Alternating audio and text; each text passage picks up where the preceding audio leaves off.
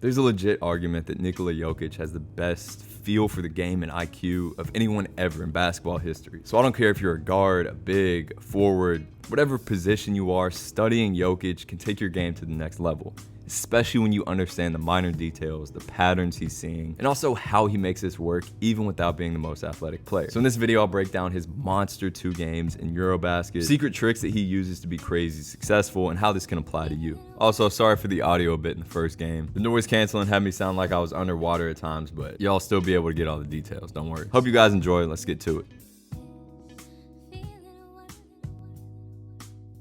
All right, so starting early here, one thing you see at really any level, FIBA or obviously with the Nuggets with Jokic, is he's not even really looking to set this screen fully. Obviously, he does set good screens. Dude's a machine, but he's looking to really just catch on this short roll around this nail area. Now, because of that, and because especially in FIBA, they end up showing so hard on these ball handlers and on these screens a lot. It's going to end up almost every time in a 1-2-3-4 versus 1-2-3. Now, as a big, Jokic is incredible at these little like short touch shots, right? In this area. So somebody's got to close out. Usually they don't necessarily know who that is. This is like an Aaron Gordon right here, pretty much doing the same thing, playing the same role because somebody's got to step up. And you see really all of them just collapse there. And then they end up going back to him. So they're trying to play these mind games here where boom, he's stepping up. But Jokic is so patient here. He doesn't just throw up the lob because he sees it. He knows, hey, let me open up this window of time a little bit. I'm going to be patient. I'm going to take slow steps. I'm basically just going to walk. And he's probably still making his decision here, right? But based on the momentum there, he knows he can get the shot off. Again, that's an easy one for him. So again, on all of this, like, yes, we understand how slow Jokic moves. And you can even see his eyes here, how slow guys like him and Luka move, but it's on purpose. It's not just because they are slow. They are allowing this decision to take more time, which is going to help make a better decision. And this is again what makes Jokic so good, right? If you leave him one on one, all right, one thing you'll notice with him is that he's very good at keeping his movement going while he's bumping. So he's bumping, but it doesn't stop him. And this is the same thing for guards too, which is why I think guards watching stuff like this is actually very valuable because he's able to keep that dribble alive, put the next dribble down, not just pick it up, and then be patient to also adjust his release angle, which is something we're talking about a lot. You can see even some of Jokic's water polo background here. So again, notice how he's moving. He's moving like he gets bumped off his line, but he's not stopping his momentum to that spot that he wants to get to. Okay, even as early as this in plays, you'll see how important it is that they're running all of these other kind of either decoy actions or actions that set up the real play. So right here, Jokic is setting a flare screen. I believe that's Jovic coming off. Because of that, it's a hell of a screen. All right, they have to switch this. Now Jokic has a small on him, and you have much more of an advantage here in terms of mismatches than they would have had otherwise. So the small obviously tries to take a risk here, which allows Jokic to spin off. All right. Again, you'll notice here how coordinated he is at being able to catch. Like he knows the exact timing of that reach, right? So he's not in a rush. He spins off of that. Actually gets a pretty good shin angle right here for a 7-foot big. It's downhill, maintains that advantage. And then it's the same thing here, even though he missed that, right? Notice how slow he's going. He's creating this contact just like a guard would as they drive, creating this contact slow, stops on the right. And right here, he's going up slow with this because, again, he can either hit this dunker spot or go up for it. Now, he's just too big. He also may have given a little shove to Porzingis there. I don't know. He was just too big for him. But again, you'll see how coordinated he is coming off of those spins and then allowing himself to take time there. Okay, transition now. This is one of my favorite Jokic versions to watch here, where he's pushing the ball, moving up the court. He looks like he's moving hella slow, but he's actually kind of moving. And you'll see that he creates an advantage with that advanced pass, right? You hear it all the time, like, oh, the ball moves faster than the player, and it's true. Like you don't want to hear it because you're like, man, I could dribble up the court and be fast and get downhill. But I promise you guys, if you look for these advanced passes that you see so many guys doing these days, Tyrese Halliburton probably popularized them, so to speak, the most with the Pacers this year. But then also fill in from there. you're gonna end up getting the entire defense to collapse into the paint because you push the ball up the court, and then you can either trail for a layup like Jokic did, or you can stop yourself at the three-point line and probably get some easy ones. So again, look where all their attention goes because he gets up the court, then he just trails in and gets an easy bucket from there.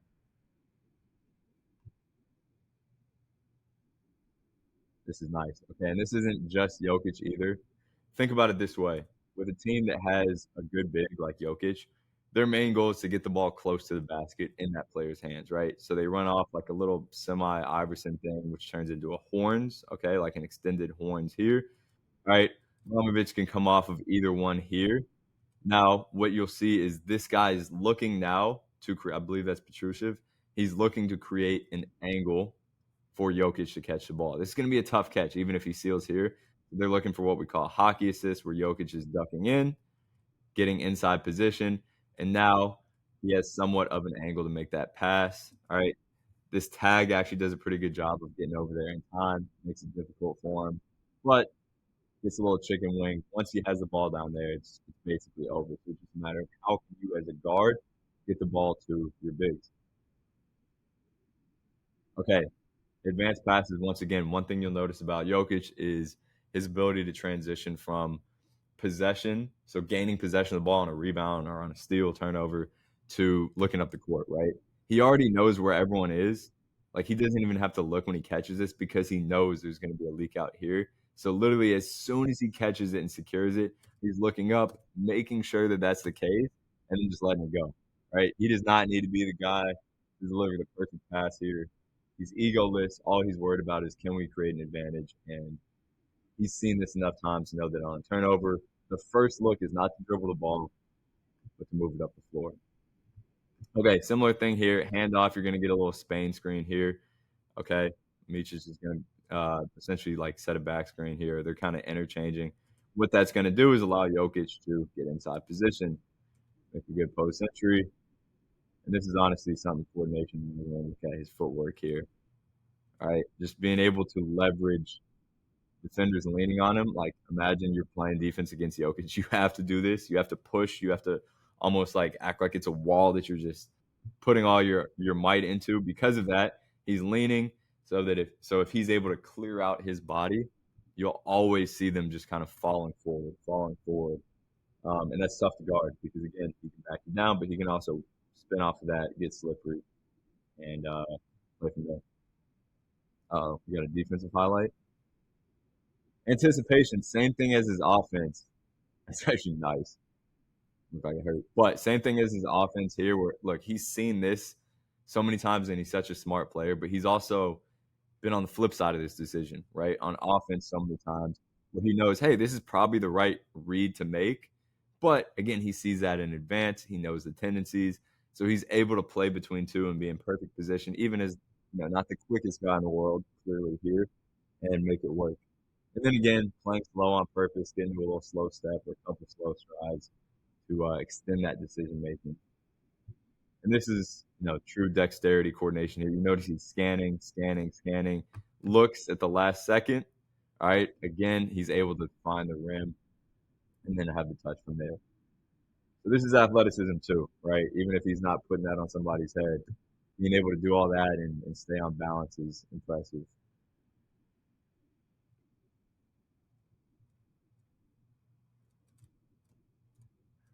Okay, that is a lot of contact down there. Now, I don't know if this is replay. Nice.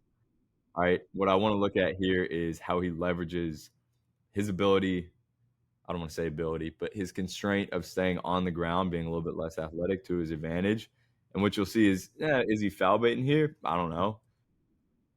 He just got the defender's arm in the cookie jar a little bit, but he knows this. And because of that, he also knows, hey, it's going to be pretty damn hard for this guy to jump if they're tangled up, right? So he's almost like holding his arm down as he's going up.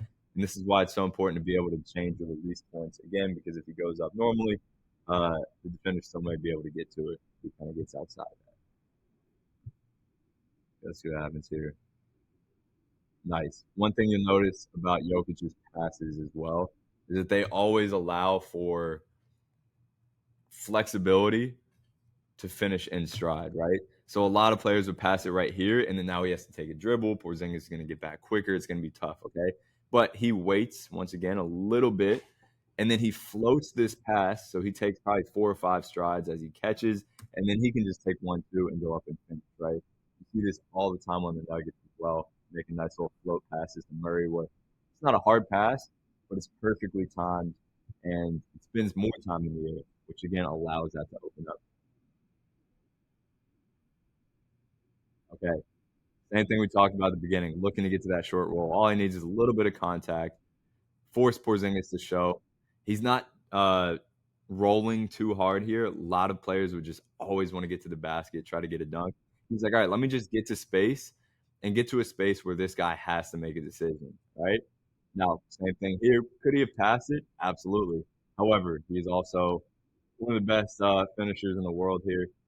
Either way, he's making a couple strides here, looking. Now he has his peripheral vision open to see either side. So he's not just looking here or just looking here. He's kind of looking like here, but he can see both out of his peripheral vision. Slow, not in a rush, and then waits for it to go. And he also may know that this X out may be happening, which would be a tough pass there. That's super advanced decision making.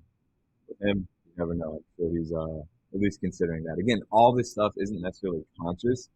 He's just been in these situations so many times that this is instinctual, and he's able to pick up on all these patterns. Same thing here, catch a short roll. Before he even catches, he's looking to make sure that this guy isn't flying into double or to try to steal it, which would be an easy corner kick right here. As soon as he sees that, now he's getting his head around to monitor that defender, and he knows it's a one-on-one with one dribble. He's beating anybody, which is why it's so important, of course, to be individually skilled and be able to beat anyone one-on-one. If you can do that, it opens up the rest of the game. Just like that. Again, defender's leaning on him. Leaning, he knows exactly when he's going to get that next bump. And instead of bumping at the last second, he turns it into a spin and adapts to the left hand, which is nice. All right, this is something funny. I don't even know if this is a real productive detail, but I've noticed sometimes, like on these pin downs, he'll allow this defender to just kind of push him out to the perimeter here naturally. Uh, I guess he doesn't have to actually backpedal out there. He just kind of allows him to push him and save energy. Funny. I don't think that's why he's actually doing it, but maybe. Again, short roll makes it easy for the ball handler to get him that ball. Okay, so he's not getting too far away. He's not leaving his buddy here. He's making sure he's got help because he knows that if he gets that help, again, as he's catching the ball, before the ball even makes contact, he's flipping his head around, looking to where the defense is compensating for, and he already knows where that is. All right. And if we look in that layer of the defense, he's seeing this. It's really a momentum thing. This player, yeah, could guard both, but because his momentum's moving this way, boom, easy pass, doesn't even have to lift off. It's wide open to the That's in clutch time too. So he's not looking to score just because it's a close game in crunch time. Honestly, this is a good example of sometimes how it can go wrong, right? Again, same thing, short roll, catches, hits the ground. Great anticipation here because he knows that this is a tough skip to make. This is where Jokic probably looks off here and makes a skip if he could have done this again. But of course, he gets it back. Dexterity is crazy, and shit like that just happens when you're Jokic. All right, so you can also see here that he's looking for this pass. Like he wants to make that little flip pass to Avramovich cutting here because his head is turned. But he also knows probably time and score. They need a bucket here. This tag is going to be in position to stop anyway. So he's like, all right, let me just go one-on-one. All right, he's probing to see if this guy is going to step over. He doesn't enough. He's able to score. All right, so a lot of this is like, all right, I'm going to dribble over here so that you might have to make a decision. If you fully step over and double, I'm going to kick here. Or if this guy steps over, I'm going to kick there. If not, I'm going to go get a bucket, score. All right, next game here against Portugal. Not as big of a game, but still a lot of good details. And we'll start this actually talking about the guard setup here, right? Now they got a little horns. Again, like this extended perimeter horns here. He's looking off to make it seem like they're getting into some sort of two-man action with this player. Okay, a get like a pass into a handoff, ball screen, whatever. Because of that, this defender starts to look this way.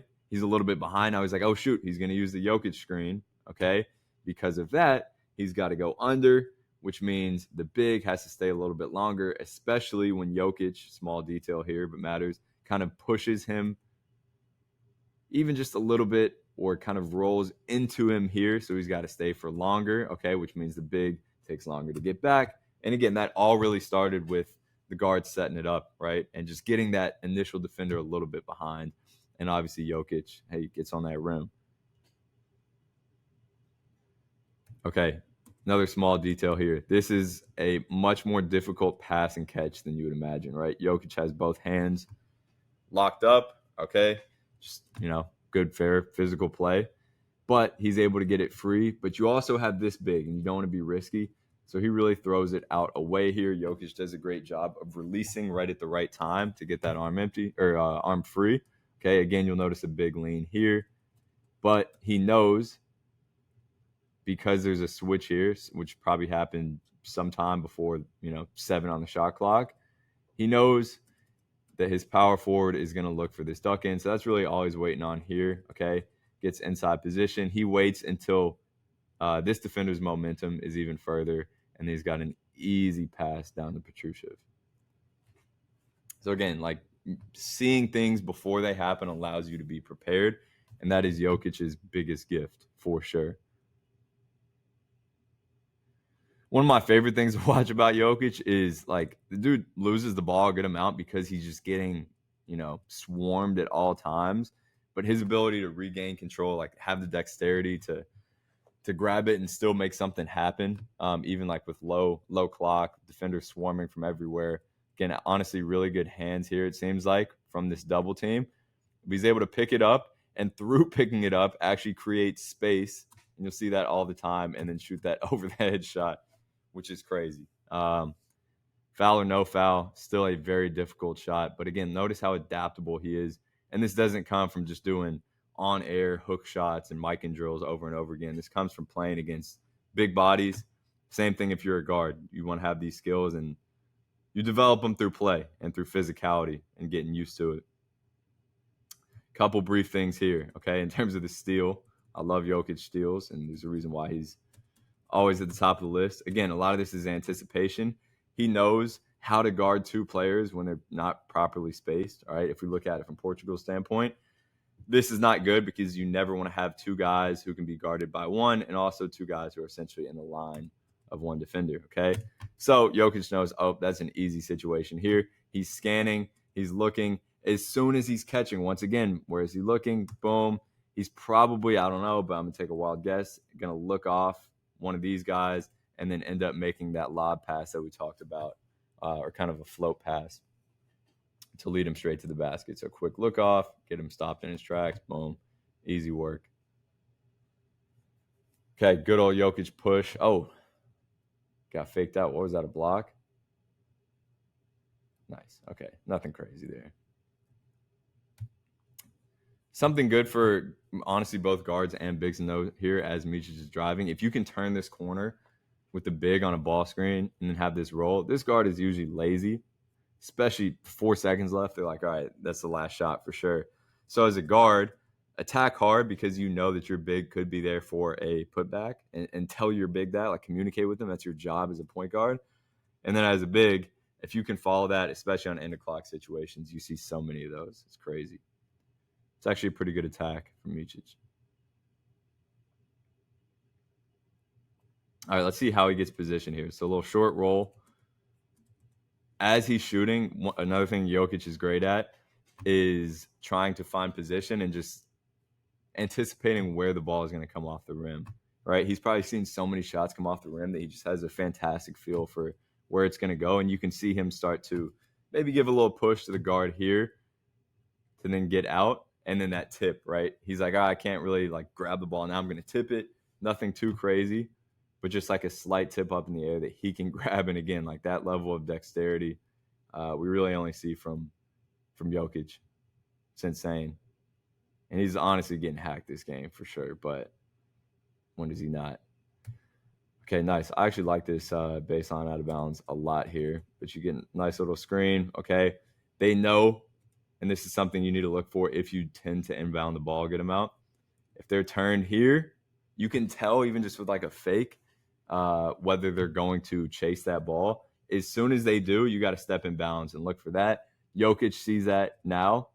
He makes a quick little look to see now this 2v1 that was created off the ball, and then he catches.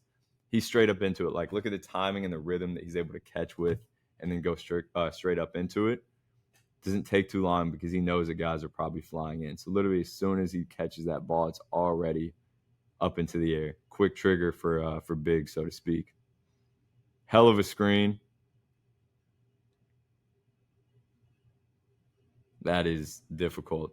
And the shot clock breaks his rhythm a little bit, like overthinks it, but also kind of freezes that defender a little bit. And then he's still able to find that rhythm. And I think this is something that any even decent shooter needs to be able to do is find rhythm even when you kind of break that chain or that energy at some point. This is nice. Still working for position here, but he knows that he's going to get position if he's on the side here. All right. So again, his feel for being able to like manipulate his body to keep defenders behind him or in between him and the ball is crazy. And then he knows that when somebody reaches, it's like in American football, right? If a defensive back goes for the ball too heavy, you know that you can quickly turn and get downfield because they've taken that risk. They've sold out. He knows that even if he's still in good position, his momentum is now this way. He's a little bit tired. He's not ready to be like walling up playing defense. So you'll see so many times where he catches it, even if it's kind of a weird catch, he's like, bet. Now I know I can quickly turn and go straight into it because my defender is more out of position now than they will be. Again, just constantly kind of hanging in this area here. So set it, reset it, just kind of a touch and go. All right. He's just looking to occupy as many defenders as he can by getting in the most wide open space that he can. So as far as he can get from all of these guys and all these teammates, the more that everyone has to collapse. They can only collapse so much. And you'll see literally all 5 of them in the paint most times, which is crazy. So that's it for Jokic. Obviously, we'll have plenty more of these coming in the future. But breaking down players like Jokic and analyzing how they see the game, and also from like an athleticism and skill standpoint, like what these kind of soft skills are that go way further than explosiveness and getting above the rim and even speed, but the dexterity, the coordination, the adaptability. These things are impressive. They're inspiring, whether you're big, whether you're a guard, and there's something to watch out for. So definitely make sure to let me know in the comments what you guys want to see next, which type of video, which breakdown, which game, which player you want to see under the microscope, fully uncut. I've been enjoying doing these. It really gives me a chance to just go through and show everything down to the smallest detail and do it pretty efficiently. So let me know if you have any suggestions. Appreciate you guys for tuning in. We'll see you next time.